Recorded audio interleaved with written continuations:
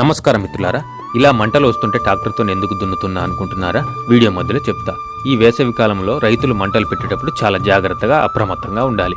నేను ఈ రోజు ఉదయాన్నే నిన్న మొన్న దున్నటువంటి కూరగాయల దుక్కినికి మా మినీ ట్రాక్టర్కు బెడ్ మేకర్స్కు ఫిట్ చేసుకొని మినీ ట్రాక్టర్తో బెడ్స్ ప్రిపరేషన్ అయితే చేసుకోవడం జరిగింది మిత్రులారా. పోల్ టు పోల్ 12 ఫీట్లు ఉంటుంది అనమాట. ఆ 12 ఫీట్లో 2 బోధలు చేయడం అయితే జరిగింది మిత్రులారా. దీంట్లోనే మేము దానికి సంబంధించిన కూరగాయలు పెట్టేటువంటి ఇది ఉంటుంది.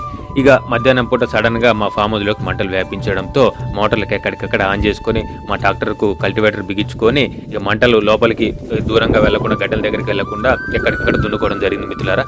అలాగే ఈత కొట్టడానికి తమ్ములు వస్తే ఒక ట్రాన్స్ఫారం చుట్టూ కూడా కొన్ని నీళ్ళు అయితే పోపీయడం అయితే జరిగింది మిత్రులారా. ఈ విధంగా దున్నుకుంటే మంటలు కొంత మేరకు మనం అరికట్టవచ్చు మిత్రులారా. రైతులు ఎవరైనా సరే ఈ వేసవి కాలంలో మంటలు పెట్టేటప్పుడైనా పత్తి కట్టెలు తగిలిపెట్టేటప్పుడైనా ఏది ఏమైనా సరే కొంచెం చాలా జాగ్రత్తగా ఉండాలి. ఒకవేళ మనం పత్తి కట్టెకో చెత్తకో చెదారానికి నిప్పు పెట్టేటప్పుడు మన పర్యవేక్షణలోనే మంట పెట్టినప్పుడు ఖచ్చితంగా ఈ చల్లారిపోయేంత వరకు మనం అక్కడే ఉండాలి. మనం మంట పెట్టి ఎక్కడికైనా వెళ్తే చెత్తకో చెదారానికి అంటుకొని ఈ గాలిదుమ్మలకు ఎండలకు ఎక్కడికో వెళ్ళి మనం కంట్రోల్ చేయలేమన్నమాట. ఖచ్చితంగా మనం అక్కడే ఉండాలి. అవసరమైతే చల్లార్పుకోవాలి మిత్రులారా. వీలైనంత వరకు మన వరిగడ్డిని అయితే తగలబెట్టకండి.